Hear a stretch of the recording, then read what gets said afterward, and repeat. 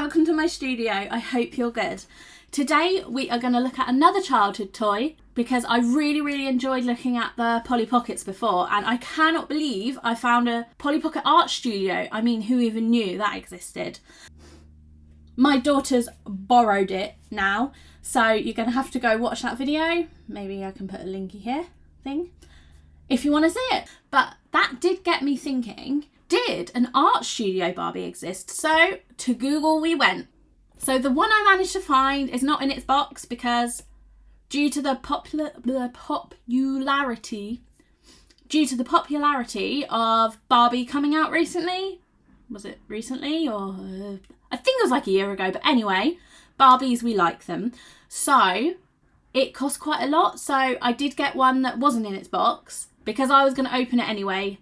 I didn't really see the point in spending the money just to open the box. And you never know, I'm going to have to try and hide this from my daughter. So yeah, I thought I'd wait so I could open it with you guys.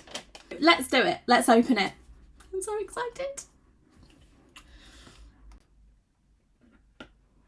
And we're back because apparently I pressed stop recording. So kind of hinders what I'm trying to do here, but that's fine.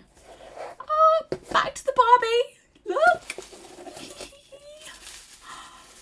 Good. Oh, she's been packaged so nicely. Let me in. What drew me to this one was, okay, I know it's an art studio Barbie, an art Barbie, dressed in more of a bit of a unique outfit. Oh my goodness, look at her little shoes.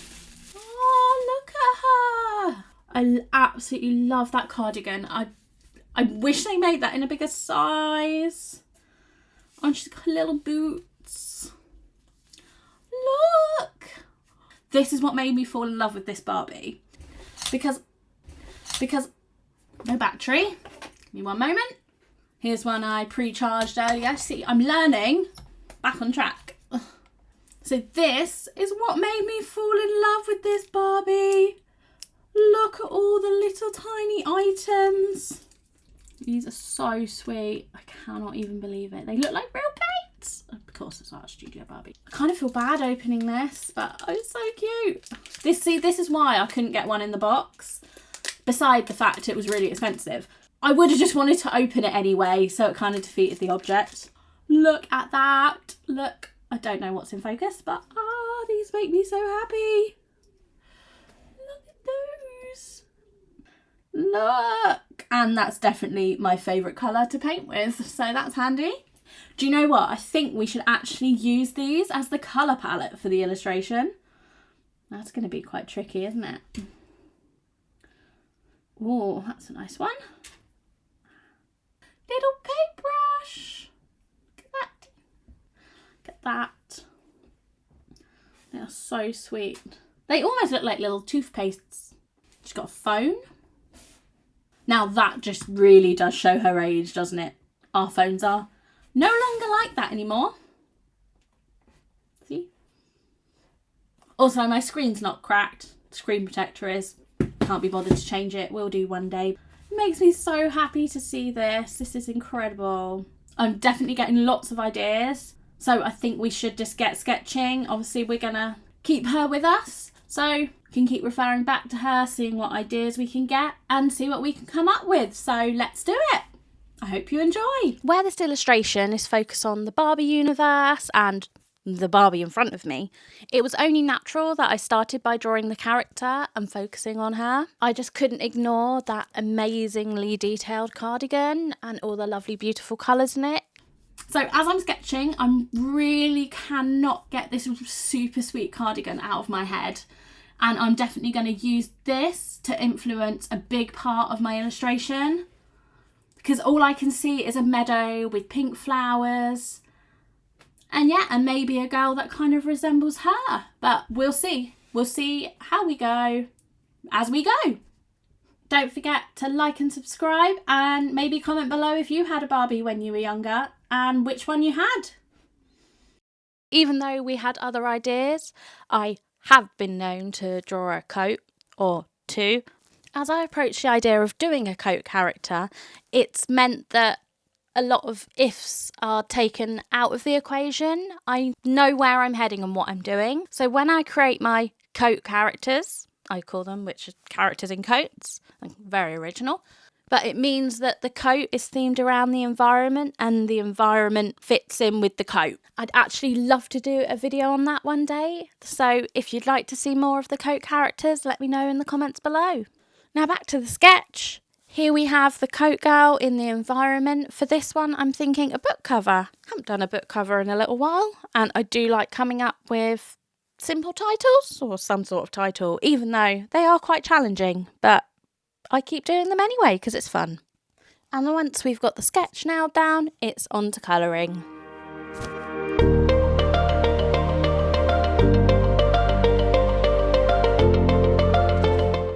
When it came down to thinking about the style of this illustration, I really love the textural kind of feel of the cardigan and how it was knitted. So I really wanted to make sure that I brought that texture across in the drawing. You can also see that I've really tried to get a consistent colour palette, and this colour palette was created directly from the cardigan. And the colour palette is really important in the image because I want to make sure it's very consistent. And although my images are very colourful, I do like to keep the colour palette a bit more limited and then kind of repeat the colours all over the illustration and use varying tones and shades of those initial colours.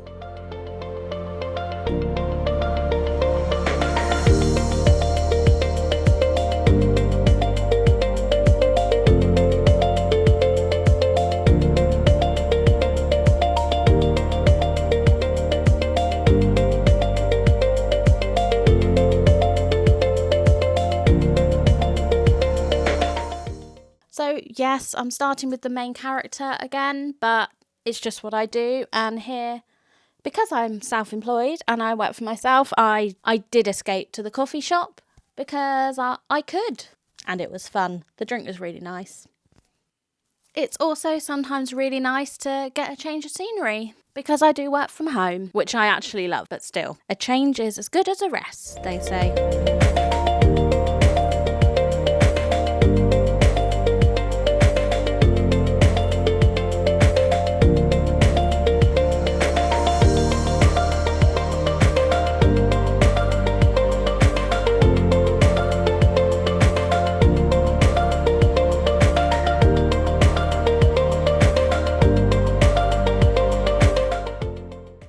In this picture, we are drawing some flowers in the background, making sure they're nice and textured.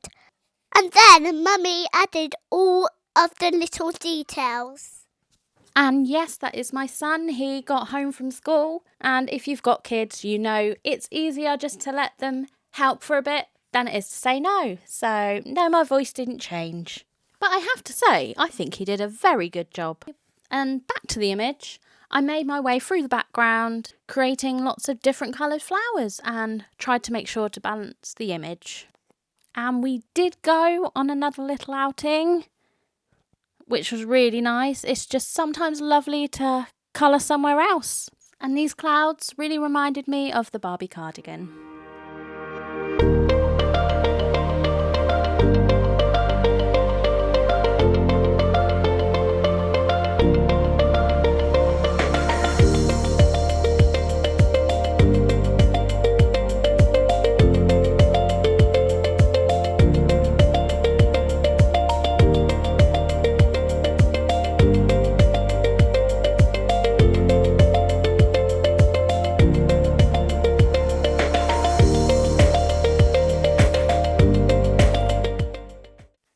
With all the little details and the colours that I've added in the background flowers, I wanted to make sure they were balanced.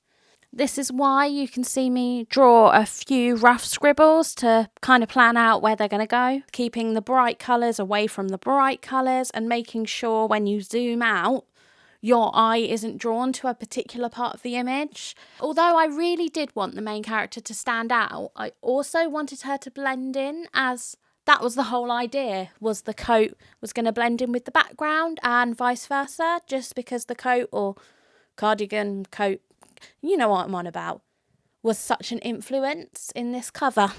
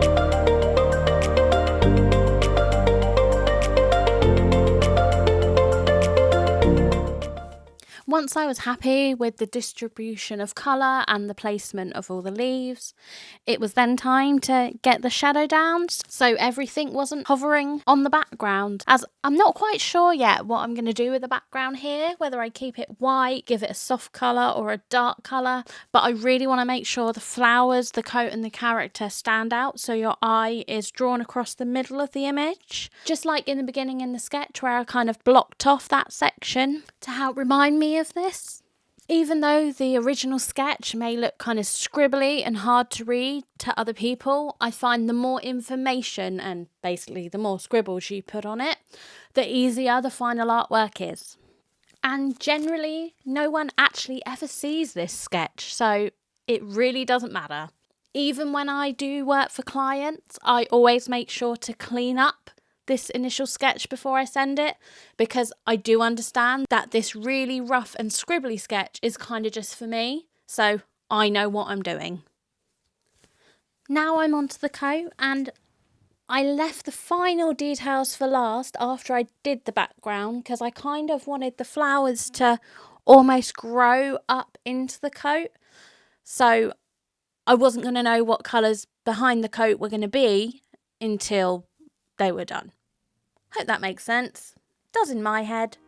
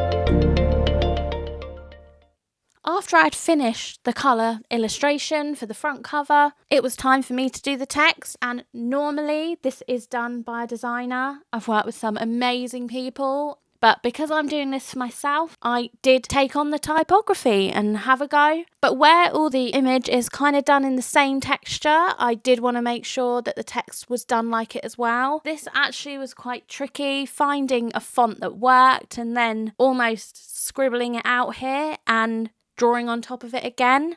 I just really wanted to keep that texture throughout the image, and I think it did okay. And it was really fun trying something new and different and experimenting with fonts.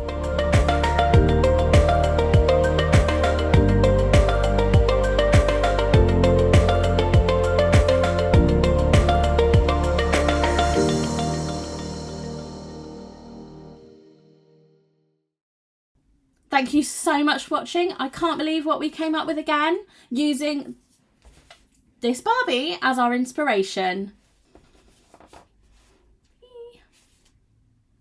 Oh, she's lost a shoe. Hold on. It was so fun, definitely looking back down sort of memory lane and thinking about what Barbies I had when I was younger. And yeah, you can just get inspiration from anywhere. Thank you so much for watching. Don't forget to like and subscribe, and I'll see you again in the next video.